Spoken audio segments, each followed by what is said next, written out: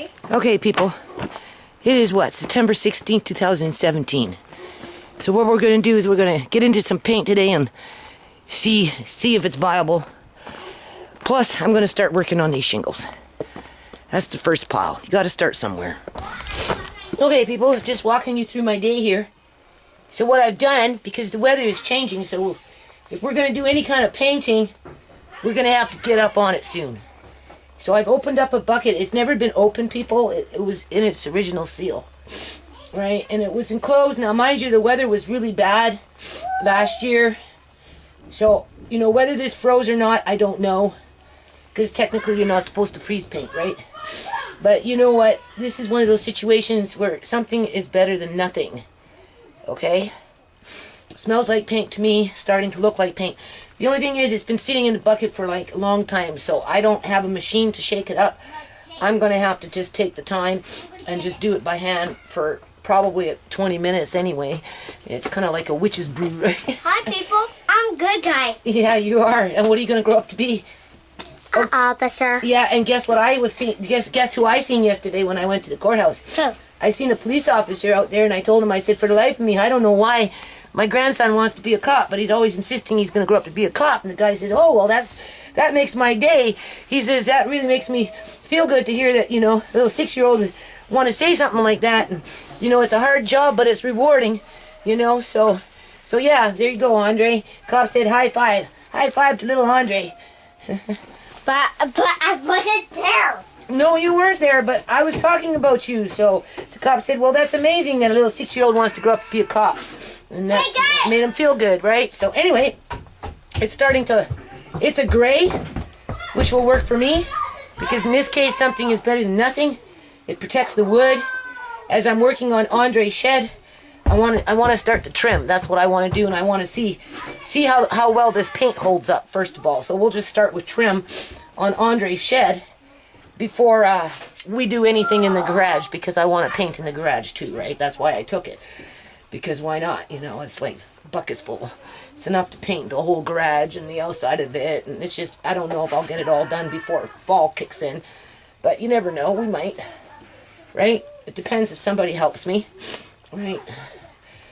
Right, so just wanted to show you what I'm doing here. So this is what I'm going to be doing probably for about 15 minutes or so. So I'll be back. Okay, people. So what I'm doing now, whoa, is I'm spilling paint. Alright.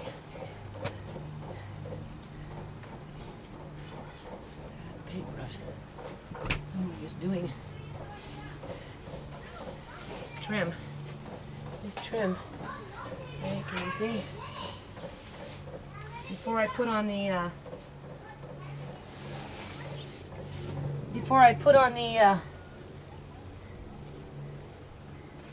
shingles, I want to do the trim. That's kind of what I'm doing. At least the first coat anyway. I don't know how much you can see.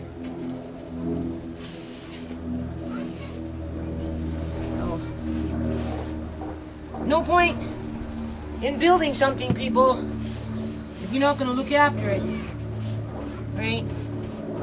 What the paint does is it just protects it from the elements so that the wood lasts longer, right? Plus it looks nice. That's what I'm doing right now.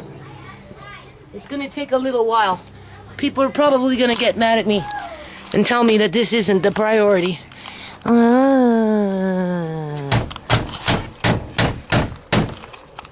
Recording. No. Well, what am I doing? Doing shore ropes? Shingles. Shingles. So Matt's doing shingles, and you can rest. You talk, okay now? Well, it's getting dark, and Nana's getting kind of tired. I've pretty much done the painting. You can go show them what I painted and what you painted. Yeah. And we found Mickey today. Yeah. Mickey's where's Mickey? There's Mickey. I think you can't see her. Over here, okay? Just don't waste film, please. Andre. Okay. Just show the paint, which was painted there. I know. Okay, over there, and Yeah, we placed it over there, but we placed it up here. Okay. No. No. Okay, it's gonna be right here, okay? No, you can turn it off now. I don't want a long video. Okay, people. As you can see, my oldest daughter was here. This is what she does. Now let me tell you how she showed up, people. She was out here with a see-through netted shawl on around her waist to cover up her buttocks and private parts. Okay? Do you hear what I said? As pants. Okay? Anyway, I'm going to come back to this in a minute. I see there's one zucchini left. There's another one. I'm picking these. There's another one. There's 3 of them in there that I can see so far anyway. Obviously, people come in here and, you know, because I don't have time to pick anything, people. So, you know, I'm not picking it, so other people are picking it, which is fine with me, right? Some of these beans are fine. Look at that. That grew back. So anyway, I have to do some food here. Right? There was a squash on here, but I don't know. So anyway, I'm like really just frustrated here, people, because my daughter is extremely sick and she's not getting the help that she needs. I mean, who in their right mind runs around in this kind of weather with a shawl on as a pair of pants with nothing else underneath it? And some flip-flops that are practically falling off her feet. As you can see, what I've been doing. Okay, so it's right. It's September 18, 2017. That's what I just got from the yard here. So hold on a minute. Okay, so this is what's going on here. There's actually one more of these. I'm washing them now.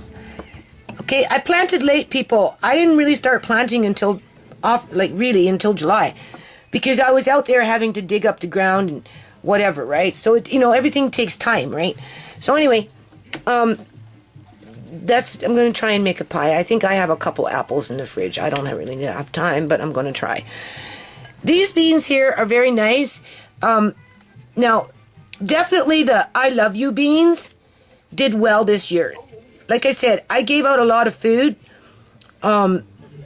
My landlady was saying, oh, I know you don't go out there and pick it fast enough, so, and it's true, I don't. Oftentimes I'm so busy with other things, it grows and grows and grows and grows, and rather than it just get too overgrown and, too aged, I say take, right? Now these ones here, look at that bean. Isn't that a beautiful bean? That's a beautiful bean. So, last year I grew these beans, and I actually canned them with the green. Even though if you chop them up and you boil them, what you're going to find is they get stringy. They have a string in them.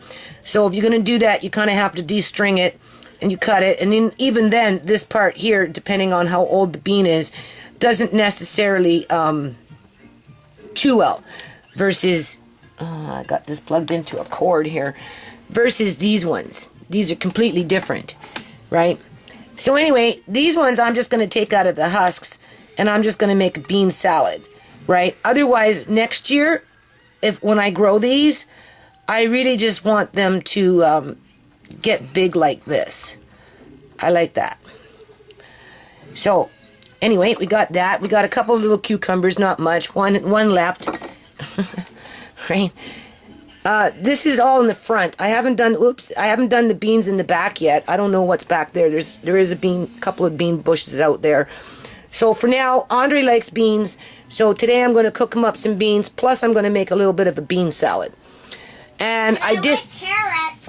Well, we got parsnip and beets. I'm not doing that today, Andre. They can stay in the ground for a little longer. So anyway, and then I did say I was going to freeze some grape leaves. So as you can see, I got them. So I'm just going to give them a quick rinse, let them air dry, and then I'm going to put them in between parchment paper, and I'm going to freeze them for fermenting over the winter if I want to ferment. Now, here's the thing about fermenting. If you notice, I changed what I had, and it wasn't because it wasn't working. It was just, this is better.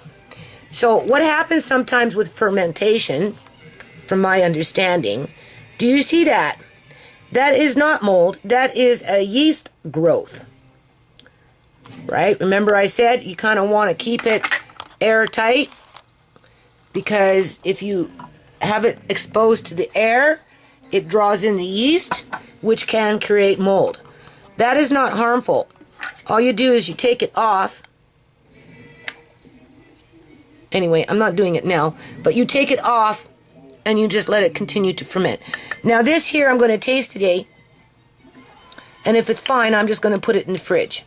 Now there's different reasons why that would do that. It could be just the temperature in the air, what do you call it, maybe not enough salt in the brine. Anyway, it's quite common for a white film to surface after a while, right? I was outside working, so I wasn't pushing it down and releasing the air bubbles. So that could be another reason. right? I just kind of sat undisturbed. And so the mold, or no, I'm sorry, not the mold, the yeast started to grow on the surface when I pulled off the bag with the marbles, right? So anyway, I've done this. And then we've got zucchini over here, right? You can see I've got, oh, what is it? 5 of them in there. So anyway, 3 of them at least, I'm going to make the relish again, because that's one thing that the kids really like. So they're eating it, and it's not going to waste in terms of just sitting in a jar, you know, nobody likes it. No, they like it. They like it so much that they're eating it quite a bit. So I'm going to take the time between now and the next couple of days to can at least 3 more zucchini. And that's it for zucchini as far as I know. We still have beets to go. We still have some parsnip to go. I don't know how big it got. I've done kale, and I've also done already the collard greens. I kind of rushed with that. And there is a little more kale out there that I should pick, steam, and then just, you know, steam it and then squeeze out the water and freeze it that way, just so it doesn't go to waste. But before I do that, I am going to do other things. And then I brought in some mint, which I'm just going to take to the bathtub, give it a quick spray, and then I'm going to shake it off and then hang it upside down to dry. As well as I also got a thing of fennel. Hold on. Okay, so before I upload this, right, I just want to get back to base here with my oldest daughter and her situation. You don't need to see me process all that food. You can go into my other videos, okay? I'm not doing anything different than I have already done with this stuff. So in the meantime, this is the way my daughter showed up, people. Okay, I go outside, right? And this is so disturbing. You don't know what kind of panic attacks this gives me, and how this makes me feel, and how it makes my children feel, like, you know, the brothers and sisters. Not to mention how Andre might feel, knowing that his mother is sick, and, you know, she's sick. That's all he knows, right? And that, you know, that sickness can cause frustration, because, you know, as a family, we don't know how to help her. I don't have the resources, people. I have very limited income in terms of managing the bills in the house, and even then I'm not meeting them all. And I have absolutely no form of transportation in terms of my car, right? You know, it has been off the road for quite a while. And, you know, I've got depressed kids that are, you know, trying to stay normal in terms of going to work and, you know, that type of thing, and, you know, trying to pay their rent on time and manage their own finances and their own bills, and you know, see their mom struggle and whatnot. Plus we've got court, right, situation that adds extra stress, right, because nobody believes that we're going to get, nobody really believes that we're going to get fair representation, never mind, you know, a fair chance to, you know, have the story told in a court setting, to the point where, you know, a final decision can be made. It's either tell us to fuck off, that we deserve what we got, or, you know, the court sees a wrong and it works towards correcting that wrong. So, you know, that's a lot of anxiety in the house, on top of just general other stuff, you know, struggling with having to put Andre's shed together under, duress as the city, like I said, they want a 10-man crew coming in with $10,000 and doing the job within a week. Now, I don't know if I've already mentioned this, people, but the people next door, they are paying $2,800 a month for that house. It's 2 bedrooms up, 2 bedrooms down. I asked him, why? What was so special about that house? Basically, the woman said that it's just the area. They just wanted to be up in the Gateway area close to the SkyTrain, I guess. Because there's no other alternatives, people, in terms of rent. Your rent is anywhere between 22, 24 to 28. This place, that's why I say they were trying whoever, more than one, because there's just a few of them, right? Trying to force me out, because what I pay is $1,700, which now will breed jealousy. It will breed jealousy, even though my neighbors are not wanting to be jealous. Deep down inside, they're going to be, oh, she pays 17 and we pay 28. That's not fair. And it's not, people. That is not fair, where you got 28, 17, 24, 15, 3,000. You know what I mean? For the same kind of housing from the 1960s, in terms of after the war years, these old bungalows, right?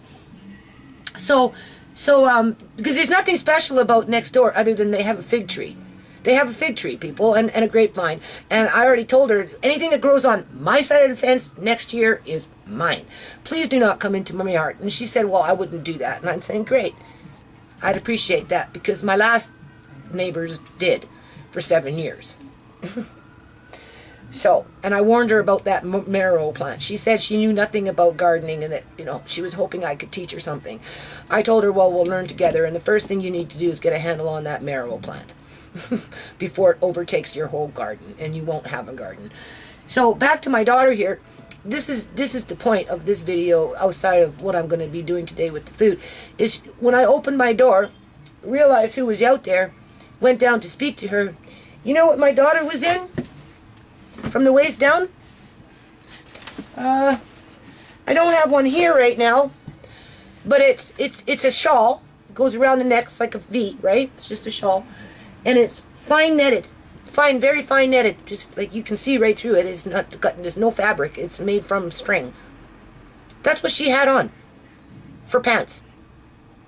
Nothing else, and a pair of old, worn-out flip-flops. She had a hoodie on.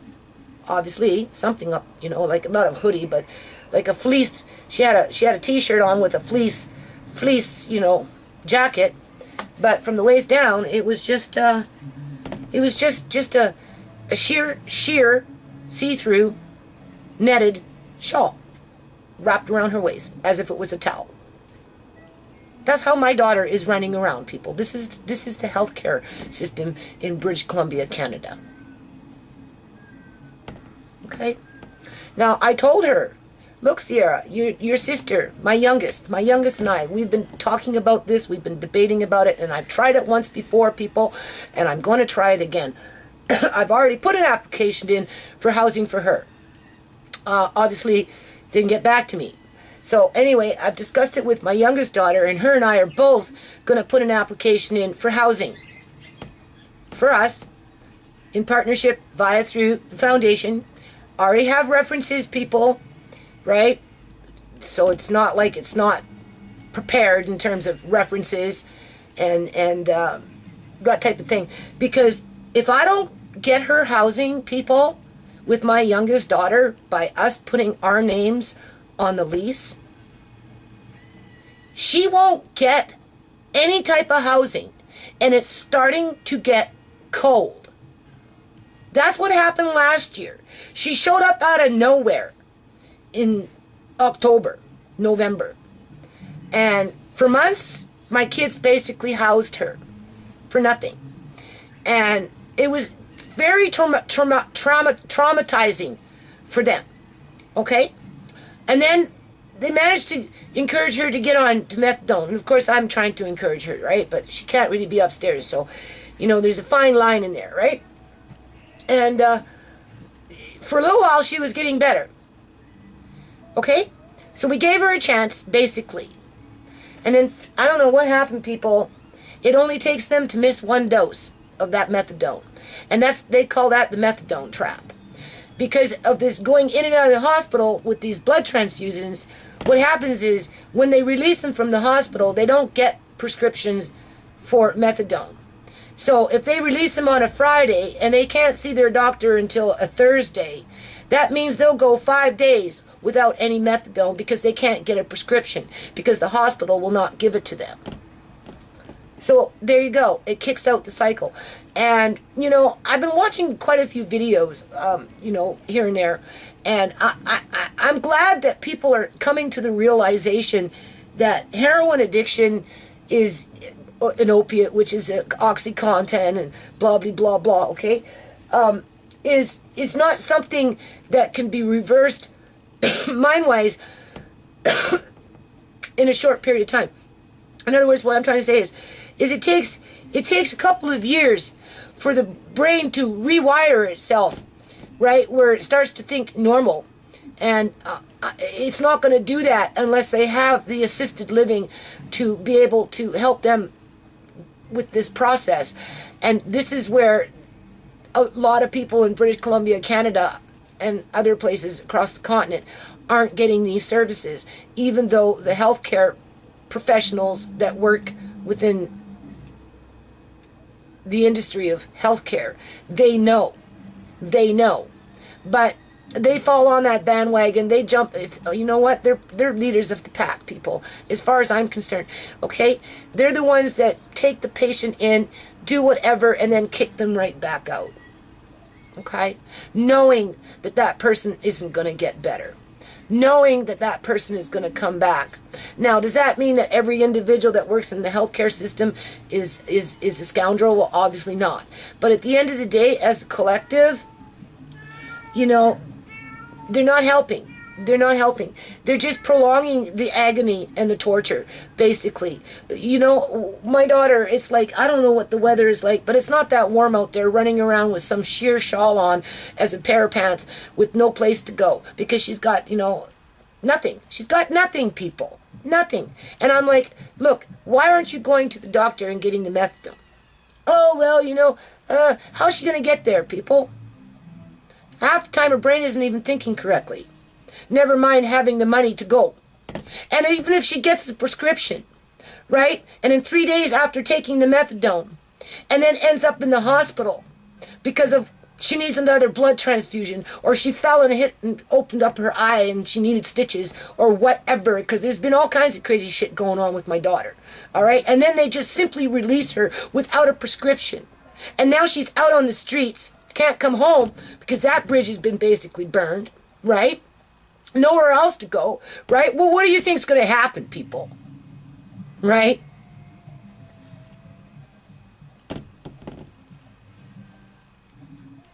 So, anyway, I am trying severely not to have panic attacks. I am so stressed out with what the city had done that I feel I need to be outside finishing Andre shed, like really fast.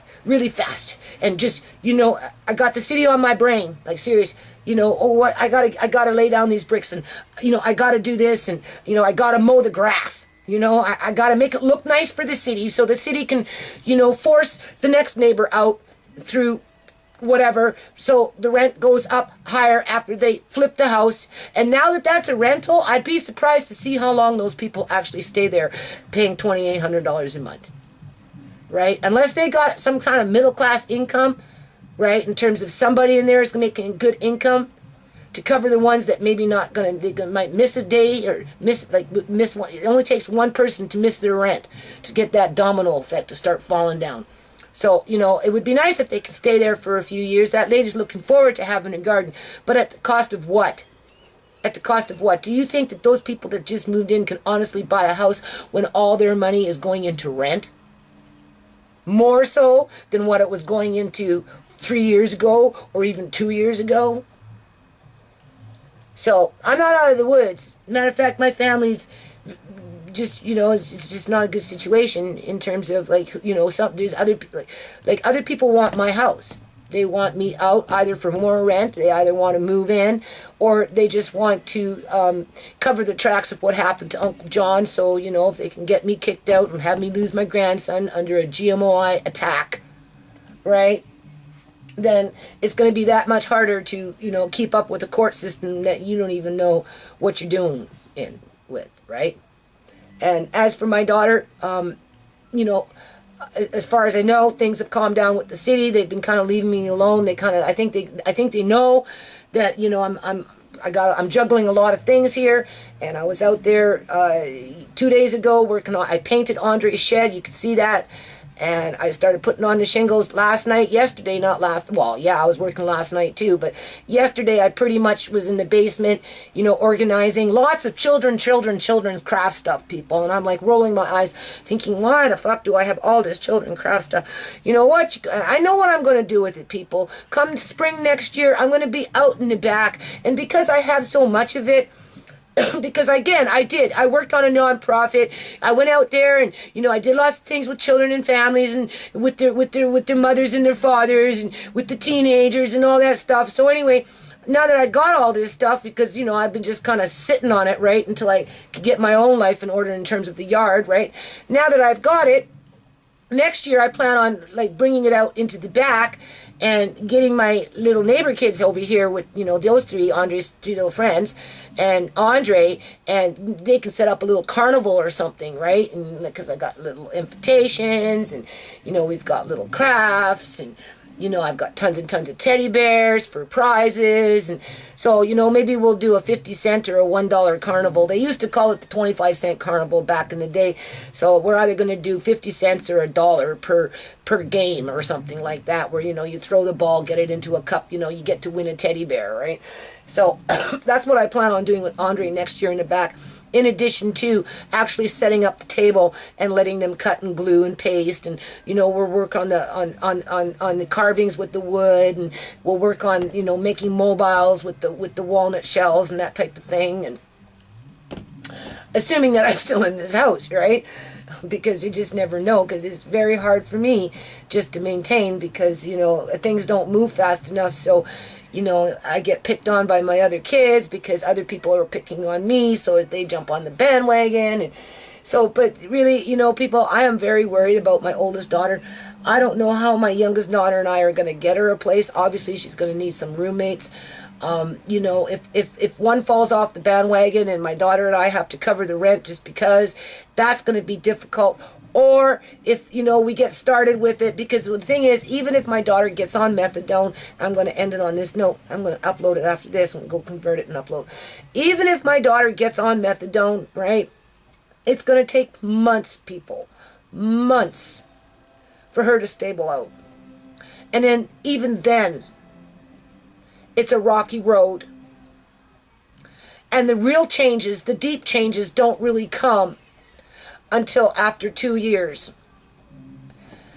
And this is starting to be talked about on videos where health professionals are actually acknowledging this versus criminalizing these people, right? So with that said, you know, I can't have my daughter running around in the wintertime banging on the door saying, let me in, because if you don't, I'm going to freeze. So my youngest daughter and I, we don't really have a choice. We have to try and find her a place and hope that, you know, she'll stable out there, because she's never going to stable out under the conditions she's in right now, which is basically facing homelessness, because, you know, we gave her some time to try and figure it out, and it's obviously not working, right? It's not working. So, and it makes it that much harder for my youngest daughter and I to get her a place, but we're still willing to do that. Where, in fact, this should be the healthcare system providing that assisted living, so that when she gets to the next location, she's actually being looked after. And if you look at my last video, the one with, you know, going downtown with the court and everything, and I was talking to that person that was on the street, I mean, he confirmed that there's some shady shit that goes on out here within the recovery houses in Surrey. So it's not like she can simply go to a recovery house, right? Not that anyone would want her either, because she needs, you know, she needs care, people. So her roommates, whoever her roommates are going to have to kind of keep an eye on her in a loving way. In a loving way, simply because they care, right? And chances are they're going to have their own health care needs, right? So how I'm going to manage that, I don't know. I just know that my daughter showed up at the house with nothing on, basically. And I contribute that to the Fraser healthcare system failing my daughter, but at the same time, you know, protecting my stepdad from a family that just wants to live their life in peace, basically. And we're still not in peace.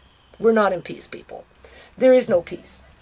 Okay? There is no peace when your new neighbors move in and they're forced to pay $2,800 a month just to have housing.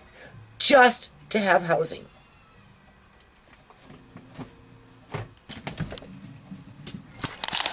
Okay, and before I go, I'm going to start another video after this. After I convert this over, I'm going to start another one. Because this is that garlic with the peppers. Now I'm going to make some rice today.